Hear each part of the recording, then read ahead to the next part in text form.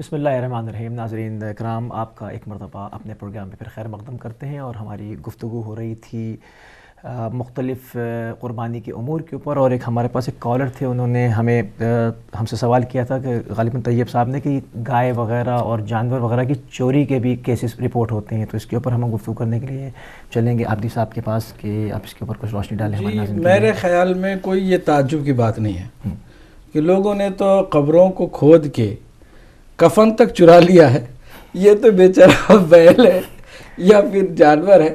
تو چور جو ہوتے ہیں وہ یہ نہیں دیکھتے کہ کیا چیز ہے. مسجدوں سے چوریاں ہوئی ہیں، امام بارگاہ سے چوریاں ہوئی ہیں، جناب خانہ کعبہ کے اندر سے لوگوں نے چرائے ہیں. تو چور ہوتے ہیں. اب ان کی عادتیں جب خراب ہو جاتی ہیں نا، تو پھر یہ نہیں دیکھتے کہ یہ قربانی کی چیز ہے یا اللہ کے ساتھ اس کا نام ان سے منسوب ہو گیا ہے.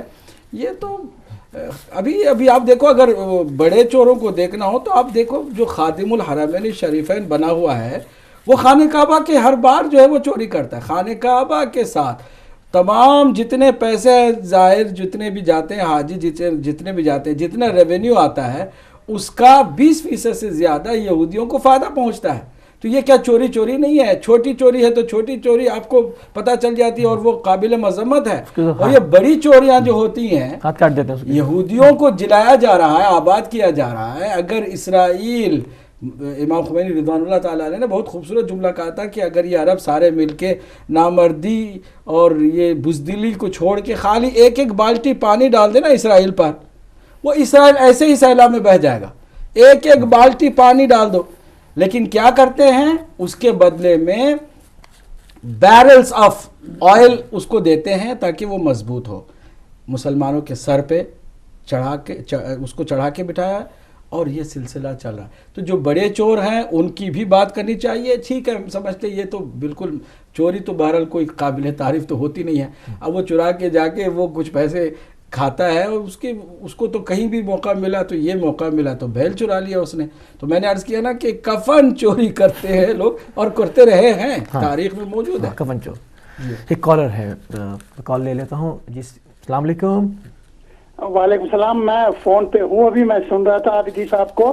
سوال میں نے یہ کیجیے عابدی صاحب سے، کیا آیا وہ قربانی ان کی قبول ہوگی نہیں ہوگی؟ نہیں، وہ تو واضح ہے. بتا دے. ٹھیک ہے، چوری ہو گئی، لوگ کفن بھی چوری کرتے ہیں. میں آپ کی خدمت میں بتا رہا ہوں. طیب علی صاحب، طیب علی چنگیزی صاحب سنیے. ہوگی قبول یا نہیں؟ جی، قربانی قبول ہونے کے لیے ایک بنیادی شرط یہ کہ اپنا مال ہو. اگر غصبی مال بھی ہے نا، چوری تو بہت بڑا گناہ ہے. اگر کسی نے خمس ادا نہیں کیا اور اس مال سے کہ جس مال میں سادات کا حق ہے، امام کا حق ہے، اس نے قربانی دی تو وہ قربانی بھی قبول نہیں ہے. قبول ہونے کے لیے آپ کا اپنا مال ہونا ضروری ہے. اگر آپ نے چوری کی ہے تو یہ تو واضح ہے نا کہ وہ قبول نہیں ہوگی وہ قربانی. میں تو کہہ رہا ہوں کہ اگر عام حالات میں بھی انسان جو بھول جاتے ہیں کہ دوسروں کے حقوق بھی ادا کرنے، اگر حقوق ادا نہیں کیے اور پھر ان پیسوں سے اس نے قربانی دی، وہ قربانی بھی قبول نہیں ہے. جن کی چوری ہو گئی ہے وہ ثواب سے محروم، ان کا ثواب تو مل جائے گا نا، نیت پر ہے سارا کام. میں کال لے لیتا ہوں. جی السلام علیکم. السلام علیکم جناب کون صاحب کہاں سے؟ جی میں برمنگھم سے مطلوب حسین عرض کر رہا ہوں. قبلہ عابدی صاحب، مولانا ڈاکٹر غلام حسین عدیل صاحب اور قبلہ تیسرے جو مولانا ان کا نام مجھے رضی عباس صاحب، سبھی حضرات کی خدمت میں انتہائی جو ہے نا دل کی عطا گہرائیوں سے عید مبارک پیش کرتا ہوں. اور ایک چھوٹی سی بات کرنا چاہتا ہوں، اسی میں ایک چھوٹا سا پیغام بھی ہوگا. آج میں سارا دن چھٹی پہ تھا تو گھر میں ہی بیٹھا رہا، تقریباً عید پڑھ کے پھر اس کے بعد مطلب پروگرام دیکھتا رہا، مختلف چینل پہ جاتا رہا. شاید بدقسمتی یہ ہے کہ ہمارے پاکستان میں چینلز پہ یہ جو ہے عید کا مطلب صرف یہ لیا گیا ہے کہ ناچ کود، گانا بجانا، اور بھی چینل میں تبدیل کرتا رہا تو دیکھتا رہا پروگرام.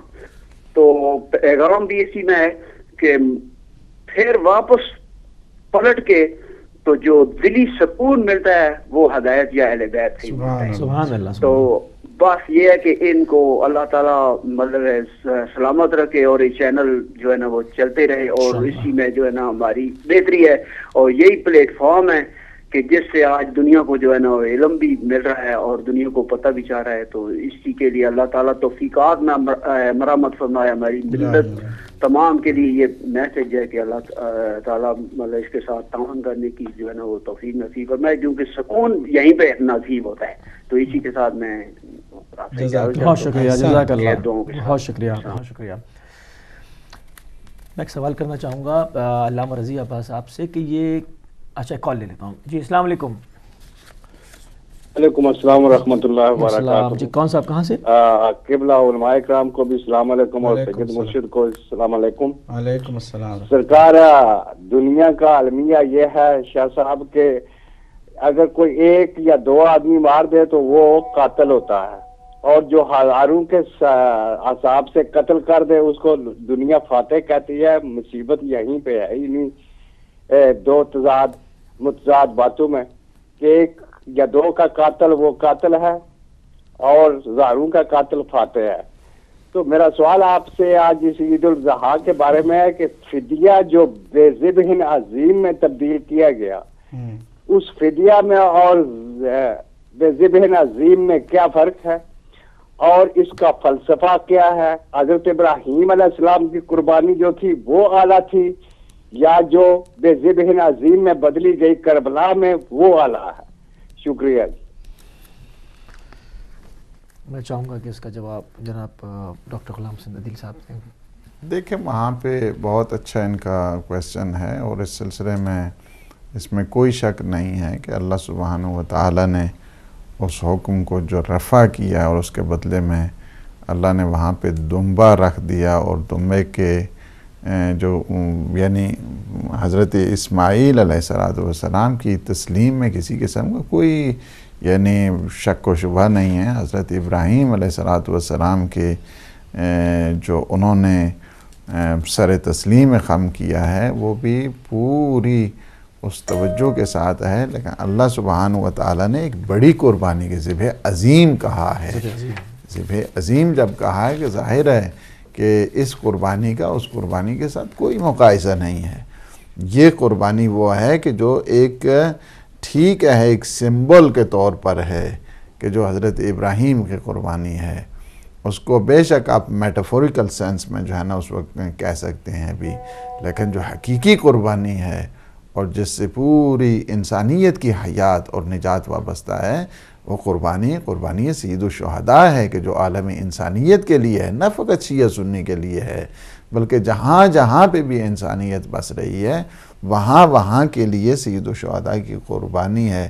اسی وجہ سے اگر آپ نان مسلمز ہیں ان کے اگر آپ دیکھیں ان کی جو ریسرچ کو اگر دیکھا جائے, ان کی تحقیقات کو اگر دیکھیں تو یہی کہتے ہیں کہ ہمیں زندگی ملی ہے, ہمیں ایک ہماری اندر جو ہے ایک ریولوشن آیا ہے, ہم نے ایک ملت کو نجات دی ہے, تو سید الشہداء کے اس انقلاب کو دیکھ کر ہم نے اپنی قوم کو زندہ کیا ہے. تو لہٰذا اس قربانی کا اور اس قربانی کے ساتھ تو کوئی وہ ربط ہی نہیں ہو سکتا ہے, فقط وہاں پہ سمبولک سینس میں ہے اور یہاں پہ جو ہے نا وہ ایکچول سینس میں ہے.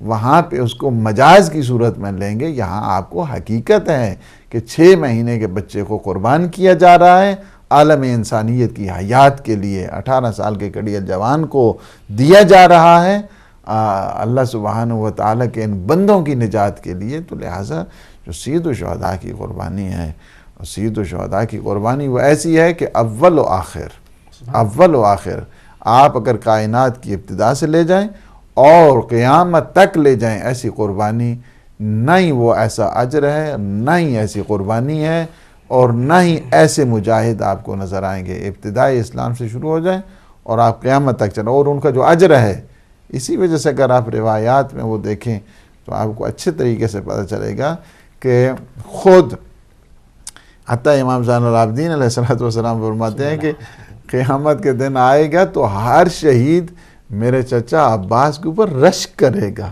یعنی وہ منزل ہر شہید یعنی حضرت آدم سے شروع ہو جائیں اور قیامت تک ہر شہید آئے گا رشک کرے. یا اللہ کی کیا عظمت ہے. اور حضرت عباس علمدار علیہ السلام کے جو تالی تلو معصوم ہیں, لیکن جرنیل ہیں ان کے بھی امام سید الشہداء ہیں، امام حسین علیہ السلام ہیں، کہ جو سب کے اس شہداء کی شہادتوں کے جو بانی ہیں اور جنہوں نے اس سلسلے کو آگے بڑھایا، اور سارے کے سارے اس وقت جتنی بھی ہے عالم انسانیت اگر کہا جائے کہ ان کی حریت، ان کا ایثار، ان کی وفا اگر وابستہ ہے تو سید الشہداء کے صدقے میں ہے اس وقت.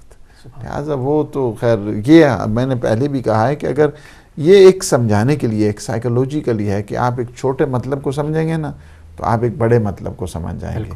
اس قربانی ابراہیمی کو سمجھیں تاکہ قربانی حسینی آپ کو سمجھ آ جائے. اور یہ کیا ہے کہ پریپیئر کرنے کے لیے ہے. 1 مہینے کا فاصلہ ٹوٹل جو ہے نا وہ پریپیئر کرنے کے لیے ہے کہ قربانی کی یاد کریں اور اپنے آپ کو تیار کریں کہ اگر کوئی ایسا وقت آیا کہ جس میں مجھے اپنی جان دینی پڑی تو میں دوں گا، اولاد کی جان دینی پڑی تو وہ دوں گا، مال کی قربانی کرنی پڑی تو وہ کروں گا. یہ ہے کہ حب ذات کو مٹانا ہے، حب خواہشات کو مٹانا ہے، حب اقتدار کو مٹانا ہے، حب جاہ و ریاست کو مٹانا ہے. ان سب کو مٹائیں گے تب سید الشہداء کی قربانی سمجھ آئے گی. سبحان اللہ سبحان اللہ. ایک سوال تھا میرا جناب علامہ رضی عباس صاحب سے کہ ہمارے ناظرین کو یہ بتائیے کہ یہ ہم اس قربانی 3 دن تک ہم اس کو طول کیوں دیتے ہیں، کہ اس کی کیا وجہ ہے؟ قربانی کی بھی 2 قسمیں ہیں. ایک قربانی واجب ہے اور ایک قربانی مستحب ہے. قربانی واجب وہ ہے کہ جو حضرات حج پہ جاتے ہیں وہاں پہ جو قربانی کرتے ہیں وہ قربانی واجب ہے. اور ایک قربانی جو ہم یہاں پہ کرتے ہیں، پاکستان میں کرتے ہیں، ہندوستان میں کرتے ہیں یا یہاں پہ کرتے ہیں، یہ کیا ہے؟ مستحب ہے، سنت موقدہ ہے. یعنی اس کی بہت تاکید کی گئی ہے کہ آپ قربانی کریں. 2 آدمی مل جائیں، 3 آدمی مل جائیں، 4 آدمی مل جائیں، یعنی تھوڑے تھوڑے مل کے تاکہ وہ قربانی کریں. بہت اس کی تاکید کی گئی ہے، اس کا بہت بڑا ثواب ہے. 2-3 دن یعنی اگر آدمی ایک دن میں نہیں کر سکتا، ٹائم نہیں ملتا اسے، تو دوسرے دن کر لے. دوسرے دن ٹائم نہیں ملتا تو تیسرے دن کر لے. یعنی 3 دن جو ہے یہ روایات میں ملتا ہے کہ 3 دن تک آپ اس کی سہولت ہے کہ آپ قربانی کریں. سہولت کے لیے ہے کہ یہ سہولت کے لیے صحیح. فلیکسیبلٹی ہے، فلیکسیبلٹی بھی دی گئی ہے، وسعت بھی دی گئی ہے. دوسرا یہ ہے انکریج بھی کیا گیا ہے. کوئی یہ بھی نہ کہے کہ ہاں جی ہمیں تو بس ایک ہی دن تھا، یا اللہ دوسرا دن ہوتا نا تو ہم بڑھ چڑھ کے قربانی کرتے. تو یہ بھی ہے. آپ پیغمبر اسلام کی سیرت دیکھیں کہ جب دعوت ذوالعشیرہ بھی ہے 3 دفعہ پکارتے ہیں، جی کون ہے کہ جو اس امر عظیم میں میری مدد کرتے. ایک ہی دفعہ کہہ دیتے ہیں نا کہ جو کھڑے ہونے والے وہ بھی تو ایک ہی ہیں. تو یہ بھی اسی لیے ہے کہ اللہ نے 3 دن ہی رکھ دیے ہیں. باقی یہ کوئی نہ کہے کہ ہمارے لیے تو اپرچونٹی نہیں چھوڑی گئی، ورنہ تو ہم اس طرح قربانی کرتے کہ دنیا یاد رکھی. تو یہ ہے کہ یہ بھی ایک بہت بڑی سہولت اور بہت بڑی اپرچونٹی ہے کہ اس کو اویل کرنا چاہیے. اور یہاں تک ہے کہ قربانی کے خون کا پہلا قطرہ جب زمین پہ گرتا ہے تو پیغمبر اسلام صلی اللہ علیہ وآلہ وسلم فرماتے ہیں کہ اس قربانی دینے والے کا جتنے گناہ ہیں وہ سارے اللہ اسے معاف کر دیتا ہے. تو بہت بڑی شان ہے خود قربانی کی. اور پھر اس میں جو ایک اور آپ چیز دیکھیں گے نا، اقتصادی لحاظ سے بہت فائدہ ہے. یعنی یہ قربانیاں یہ جتنی ہوتی ہیں، لوگ جاتے ہیں اس کی طرف، جو کسان ہیں اپنی کھیتی باڑی کی طرف جاتے ہیں، وہاں سے یہ مال مویشی بڑھتے ہیں. تو مال مویشی ہوں گے تو پھر قربانیاں ہوں گی نا. تو یہ اقتصادی لحاظ سے اکنامیکلی مسکینوں کو بھی جو ہے نا بہت بڑا. ایک کال لے لوں میں. جی جی جی السلام علیکم. ہلو جی السلام علیکم. ہلو جی السلام علیکم. جی کون صاحب کہاں سے؟ Actually I'm from the Luton, and I'm follower of the Ahl Bayat, but I'm from the Sunni. A little bit just question, just confused to me. If you just clarify, because of the 3 of the learned person, just I listen lot of things that really I like. So one question is the 10th of Muharram, the procession. So lots of people, they're crying and they're injured hit with the knives. Is it correct or not as per Hadith and Quran? if you explain just little bit, just a bit confused about this. ہمارے بھائی اگر اپنی زبان میں سوال کرتے تو شاید آسانی سے وہ سوال کر لیتے اور ہمیں بھی آسانی سے وہ جواب جو ہے دینے میں آسانی ہوتی. انہوں نے شاید کافی تکلف کی ہے انگریزی میں بول کے, کوئی بات نہیں, لیکن یہ کہ ان کا جواب مختصر یہ ہے کہ جو انڈیویژلز کرتے ہیں وہ شیعہ احکام فقہی میں اس کا کوئی وہ نہیں ہے, شمار نہیں ہے کہ کوئی شیعہ بنے تو اسے ضرور قمع کرنا ہے یا زنجیر کرنی ہے, ایسی کوئی بات نہیں ہے. ہر کوئی اپنے اپنے حساب سے جو شرعی جو واجبات ہیں ان واجبات کو پورا کر لے, اور غم اور سوگواری جو ہے وہ مستحب ہے, رسول اللہ کی سنت ہے. خالی رسول اللہ صلی اللہ علیہ وآلہ وسلم نے مولا حسین علیہ السلام کے پیدا ہونے کے دن جبرائیل امین علیہ السلام سے خبر شہادت سنی تھی. گریہ اتنا کیا کہ غش طاری ہو گیا. اور جناب عائشہ ام المومنین نے روایت کی ہے کہ میں نے حضور کی داڑھی آنکھوں کے آنسوؤں سے تر دیکھی جب اس خبر کو حضور نے سنا. تو یہ سنت ہے. باقی جو دیگر چیزوں کو وہ دیکھتے ہیں وہ ساری شیعت کے اس میں کھاتے میں نہ ڈالیں, بلکہ اس کو اسٹڈی کریں. احکام شیعہ احکام کیا ہیں, شیعہ اصول کیا ہیں, فروع کیا ہیں. یہ لوگوں کے اپنے اپنے انداز ہوتے ہیں. کسی کو زیادہ ہی عشق میں جنون کی حد تک جو ہے وہ چلا جاتا ہے. ہم بجائے اس کے کہ اصل دین کو سمجھیں, ہم ان چیزوں کی طرف توجہ نہ کریں, بلکہ اصل دین کی طرف متوجہ ہوں کہ اصل منطقی اور عقلانیت پر مبنی کوئی مذہب ہے کائنات میں تو وہ مذہب اہل بیت علیہ السلام. یہ ہے کہ یعنی جو عزاداری کا کانسیپٹ ہے یہ قرآنی ہے. یعنی اس میں اگر آپ دیکھیں کہ حضرت یعقوب نے اتنا گریہ کیا وَبِيَضَّتْ عَيْنَاهُ کہ ان کی آنکھیں جو ہے نا وہ کیا سفید ہو گئی ہیں, جبکہ بیٹا ان کا زندہ ہے. اور کہتے ہیں کہ زندہ ہیں, شہید زندہ ہیں. جی شہید پہ تو گریہ نہیں پاپا, حضرت یوسف زندہ ہیں. اور حضرت یعقوب نے اتنا گریہ کیا کہ کہا کہ وَبِيَضَّتْ عَيْنَاهُ کہ ان کی آنکھیں سفید ہو گئیں گریہ کر کر کے. اور اس کے بعد اگر آپ دیکھیں پیغمبر اسلام کے دور میں پیغمبر اسلام خود گریہ کرتے ہیں.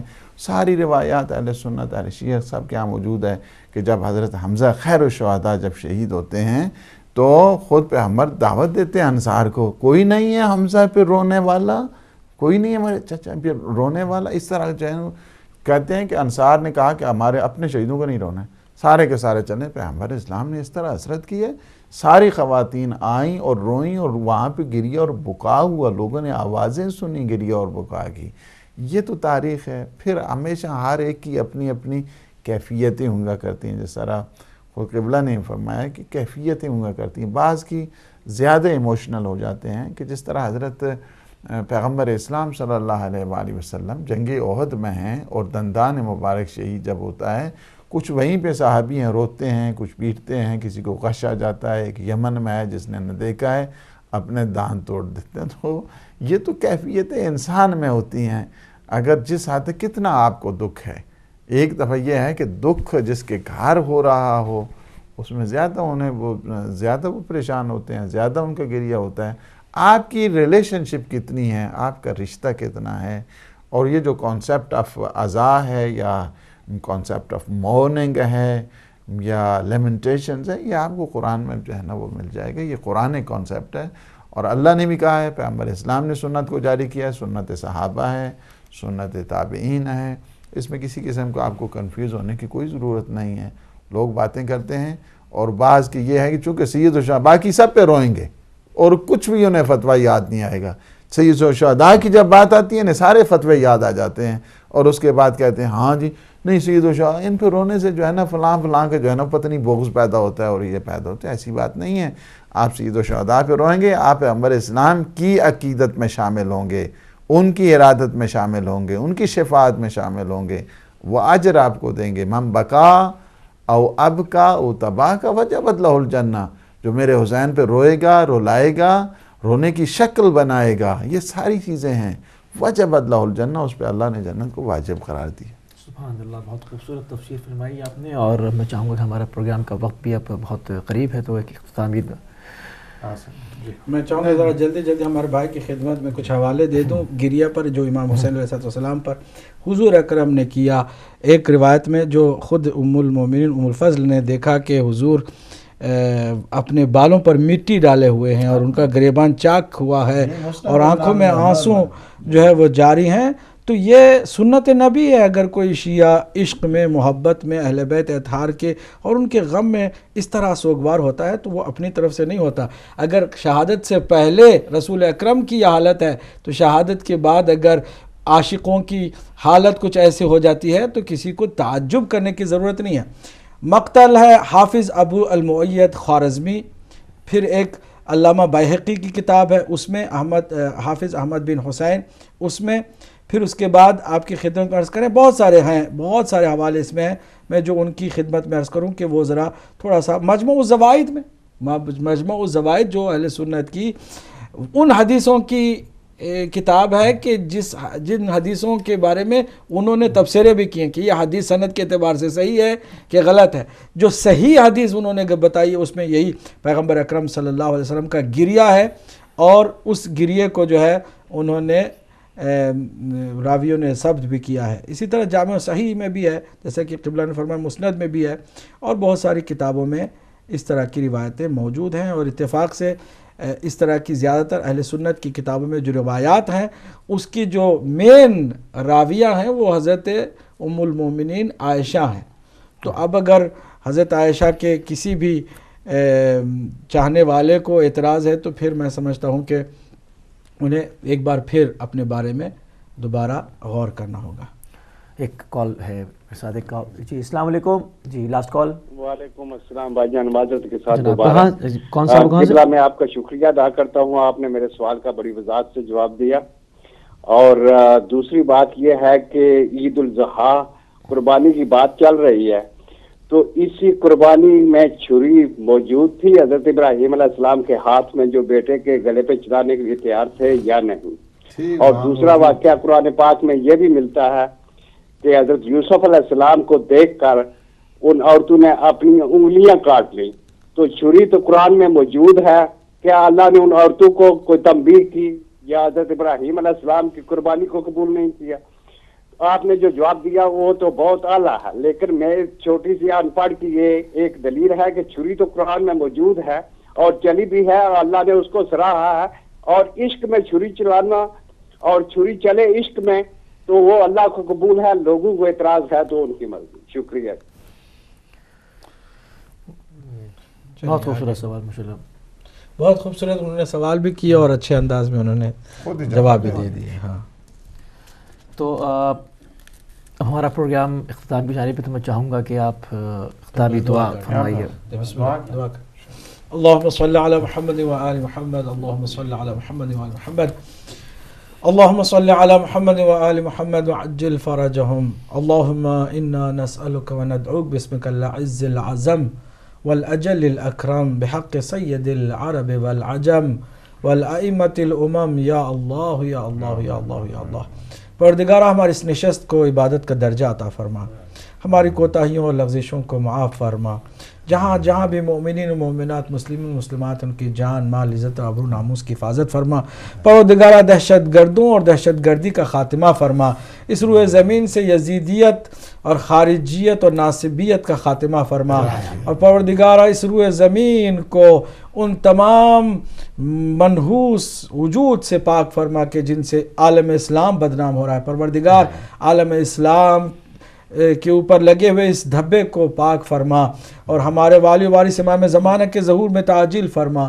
ہم سب کو امام کے صحیح معنی میں منتظر اور عاشق اور ناصر قرار دے. الہی و ربی و مولائی ہماری اس مختصر سی عبادت کو اور نشست کو اپنی بارگاہ میں قبول و منظور فرما. ان دعاؤں کو قبول فرما. تمام ناظرین و ناظرات، ہمارے محبان مہدی، محبان ہدایت اور محبان زینب سلام اللہ علیہ، اور جتنے بھی ہدایت ٹی وی کے سپورٹر ہیں وہ وقتاً فوقتاً کرتے ہوں یا لگاتار کرتے ہوں، پروردگارہ ان کی تمام توفیقات میں اضافہ فرما، انہیں اپنے خزانے غیب سے مالا مال فرما. ہمیں کسی کا محتاج نہ بنا سوائے اپنی ذات کے. پروردگار کائنات جب تک ہے ہمیں قرآن اور اہل بیت سے متمسک رہنے کی سعادت عطا فرما، تمام مرحومین و مرحومات کی مغفرت فرما، اور جو بیمار ہیں یقیناً بہت سارے بیمار اس وقت بیٹھ کر دیکھ رہے ہوں گے، پروردگار جتنے بھی ہدایت ٹی وی کے ناظرین و ناظرات میں بیمار ہیں ان کو اسی وقت شفا کامل عاجل عطا فرما اور ان کی پریشانیوں کو دور فرما، جتنے بھی پریشان حال مومنین و مومنات ہیں دنیا بھر میں ان کی پریشانیوں کا خاتمہ فرما، الہی و ربی و مولائی ہمارے والد وارث کے ظہور میں تعجیل فرما، ہم سب کو امام کے انصار اور لشکر میں شمار فرما، اور ہماری ان دعاؤں کو اپنی بارگاہ میں قبول فرما، تقبل منا انک انت السمیع العلیم بحق محمد و اللہم صلی علی محمد و علی محمد۔ میں ایک مرتبہ اور آپ تینوں حضرات کا شکریہ بہت دل سے ادا کروں گا کہ آپ آئے اور ہماری لائیو ٹرانسمیشن کو آپ نے زینت بخشی، اور ناظرین ہمارے دامد وقت میں اس سے زیادہ گنجائش نہیں ہے اور ہم آپ سے اجازت چاہیں گے، ایک نئے پروگرام کے ساتھ جلد آپ کی خدمت میں حاضر ہوں گے۔ آپ کا ہوسٹ علی موسوی آپ سے اجازت چاہتا ہے۔ والسلام علیکم ورحمۃ اللہ وبرکاتہ۔